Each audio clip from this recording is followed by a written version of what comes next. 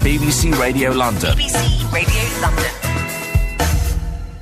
So, welcome to this Remembrance Sunday programme. Lyndon Walters, you came here when? Just remind me. 1967. Greetings.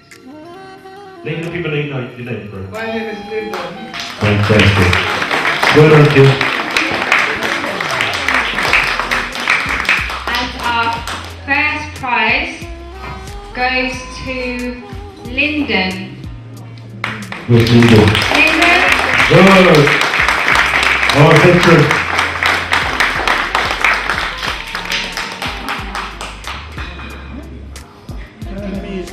Yes, Lyndon.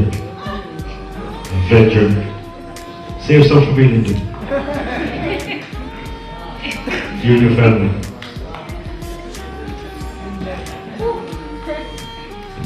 Well, that's a shocker.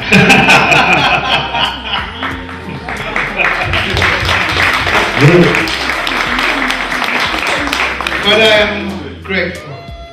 If anything, what the Speakers Club has managed to do, as far as I'm concerned, is to teach us that we're all leaders. Or at least we have the potential to be. And the plays, I came in a bit later the first one, but I didn't get some of it.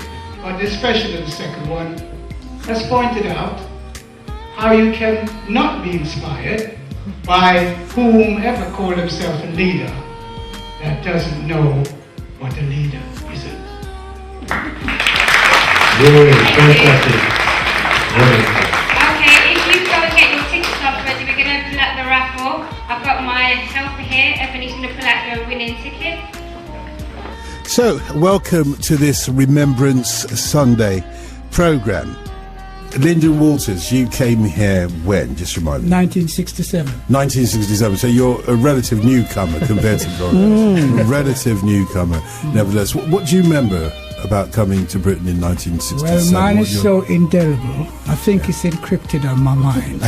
Go on then. Well, I don't think I know. Try and flush some of that out for us. Well, how do you feel about coming to a strange country where my dad was living and my sister and one of my brothers? I had a choice to go to America or come here. I went to a very high school in Jamaica, St. George's College. I won a full scholarship and attended. I did lots of academia. It was more or less a grammar school type, and these people will confirm that. I didn't want to leave Jamaica. I was a very active person in many different ways, because we didn't have radio. We had rediffusion. And rediffusion, we put it in the tree, in the pear tree, out in the yard, so that the rest of the community could hear it. All the dead music and all of that. That used to come on and finish at 12 o'clock in the day, and then come on maybe 4 o'clock again until 10 o'clock, and that was it. So we weren't really interested in it. We ran around, we acted, sung, danced, played, we did everything together. Each yard, as we call it, would hold a facility or facilitate the local play or dance or whatever it is, and we took it in turns. In our yard in Trenchtown, long before Bob Marley got there, although he was my brethren, but you know, don't worry about I had to say that. Imagine coming from a happy place, and I'm going to say this: I've never gone hungry in Trenchtown, because it was the live good factor meant that it doesn't matter who you were, we look after each other.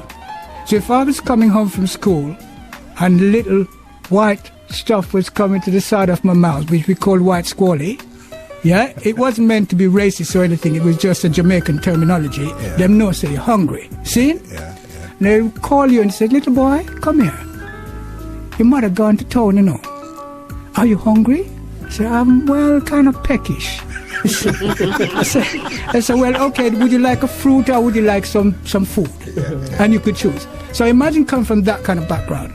Over in Jamaica, in St. George's College, there was 0.003% black going to that college. Yeah, yeah.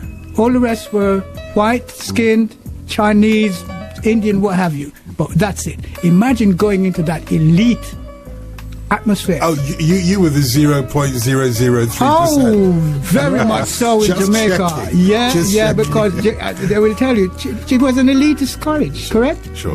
Yeah? Yeah, it's great to hear all of this, but I'm Yeah. looking at the clock and thinking, I know, but when are we going to get to your I'm building arrival up to in my Britain? arrival. As you said, it was indelibly I am stamped onto I your have mind. to put the background I in, know, yeah, otherwise of it's like course. a film with the stars. Of and course, yeah, well, of you know. course. But anyway, I travelled on the 23rd of June, 1967, on a thing called a plane, which we call the Iron Bird, because we were kind of scared. Anyway, I came here, it was summer. I should have come in winter, because on the postcards they saw all that snow and lovely stuff and people having fun. But anyway, I arrived, I followed what everybody did, which meant that you had a health paper, and that had to be stamped to say you had had your inoculation or whatever it was they thought we were bringing here, apart from our culture and our richness and genius. And imagine, I watched everybody go up the step, and the man saluted them, of all nationalities. Yeah. And when I came there, he became Hitler. Where are you going? I'm like, oh, you mean me? All of that action, the drama doesn't work on radio. I'm telling you, can turn that around as was much as you want. absolutely how it happened. Sure. I was scared. I've never had any idea that racism existed. Why did you say that was racism?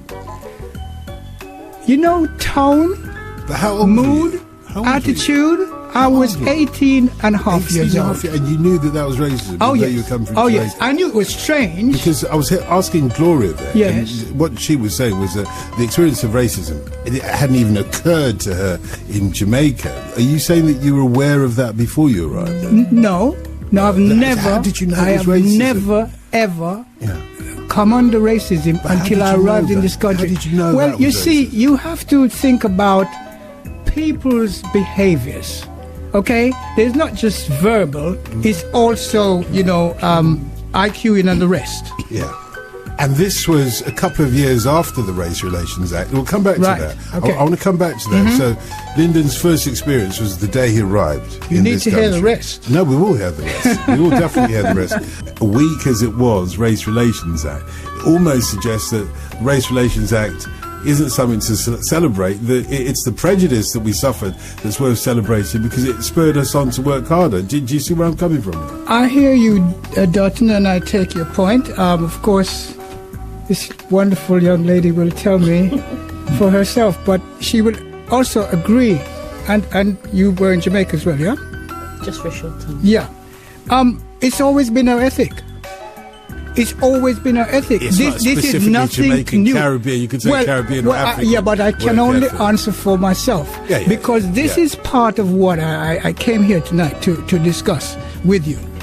This idea of Race Relation Act, it sounds very nice.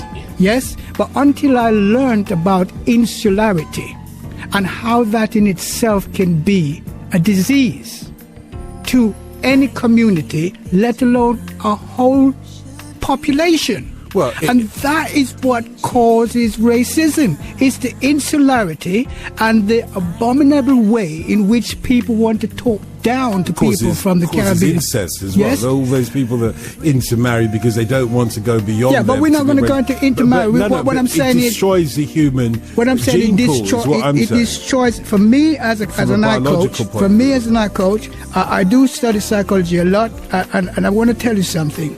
I've come across some terminologies there that almost blew my mind. Okay, what I'm saying, and there's a lady here who's taught psychology. We are never, and I'll say this categorically, it is foolish to think that we will be equal to the next race and the next race and the next race. It's improbable, let alone impossible.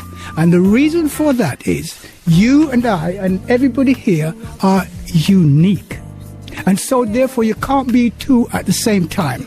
That is the Lyndon Walters upside down theory. Yeah, no, but I want you to understand that from my point of view. Yeah, but that doesn't stop a government trying to level the playing field, does it? A government will always... Look, what I've learned is this. Every time something happened, like the riots, and it seems this is the only language that everyone who is non-black understand, is when we get to the stage and we said, right, enough is enough. And I'm not forgiving riots, I'm not forgiving burning places down, but I'm saying unless we take some drastic action, nobody wants to hear our plea.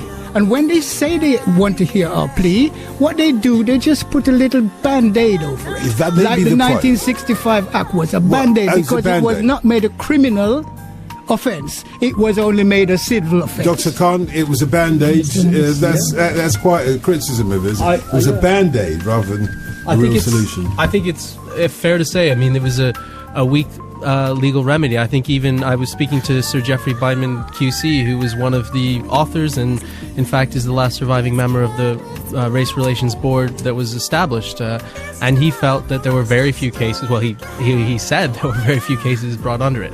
As I say, I do think it was important to sort of indicate that the British establishment at least accepted that racism was a public phenomenon in Britain. It was happening, that something needed to be done. They did consider a criminal offence. It wouldn't have passed Parliament. I mean, there was no way that... at the time, it's worth remembering what Enoch Powell type objections were. I mean, they objected on the grounds of liberty. They claimed that English liberty required us to be allowed to serve whoever we wanted to. And if, as an outcome of that, there was a bit of racism, well, that was the price of liberty. And I think it is good that we've moved beyond that sort of thinking, that it's an acceptable price of freedom that people have to accept racist treatment. In my world of coaching people, I've come across a lot of people who say they're leaders. First of all, one has to ask a question: are leaders born or made? I find as a coach that leadership is all about modeling all the aspects of leadership. To do that, you've got to understand what kind of style you want to have. There is autocratic, which is just telling you what to do, whatever you think. There is laissez-faire, which is just do anything and I'll just back you. And there's cooperative and connected leadership. Now those two are my favorite.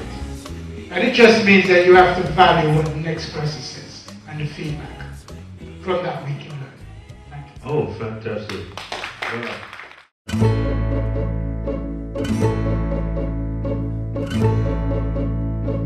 Wow.